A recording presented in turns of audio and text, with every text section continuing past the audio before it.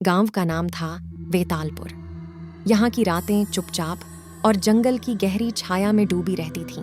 इस छोटे से गांव में एक विशाल विला थी जो केरल स्टाइल की थी और बीती हुई युगों की कहानियों को याद दिलाती थी। एक रात गांव वालों ने एक अजीब सी आवाज सुनी।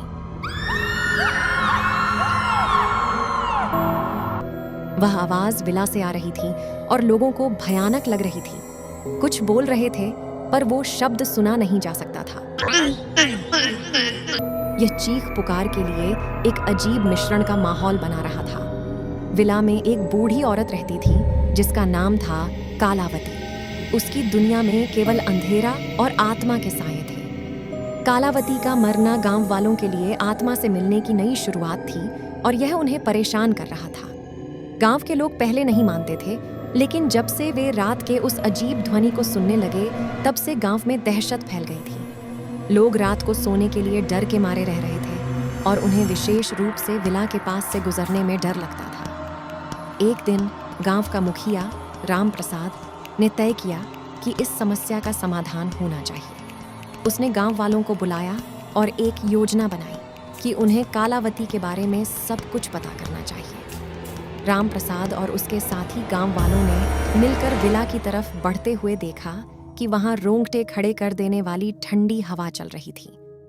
राम प्रसाद ने कहा, हमें यहाँ से निकलना होगा, लेकिन पहले हमें यह सुनिश्चित करना होगा कि कालावती जी हमें अनुकरण नहीं कर रही हैं। उन्होंने सावधानीपूर्वक विला में कदम रखा और एक अजीब छाया में उन्होंने कालावती को देखा। उसने किसी बहुत समय बाद देखा कि वह आवाज कर रही थी, लेकिन वह आत्मा की तरह नहीं दिख रही थी। राम प्रसाद ने समझा कि शायद कालावती ने कुछ छुपा रखा है जो उसे शांति नहीं मिल रही है। वह उसके पास गया और आवाज से कहा, कालावती जी, क्या आपको शांति नहीं मिल रही? कालावती ने रोते हुए कहा, मेरे पास शांति के लिए कुछ भी नहीं है। मैंने इस विला में अपना पूरा जीवन बिता दिया, लेकिन मेरी आत्मा अब भी चैन से नहीं बैठ सकी है। राम प्रसाद ने समझाया, हम तुम्हारी मदद कर सकते हैं। हम सब मिलकर तुम्हें शांति देने के लिए कुछ करेंगे।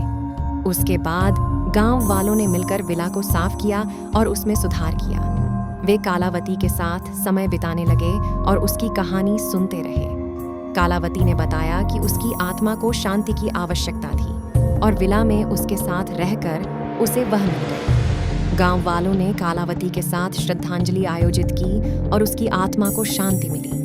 विला में फिर कभी वही चीख पुकार नहीं हुई और गांव में सुकून की वातावरण बन गया। गांव वाले फिर से अपने घरों में रात को बिना डर के सो सके और उन्हें विला की ओर जाने में कोई डर नहीं था। इस प्रकार वेतालपुर गांव फिर से शांति और खुशी से भरा हुआ था और कालावती की आत्मा को भी आराम मिला।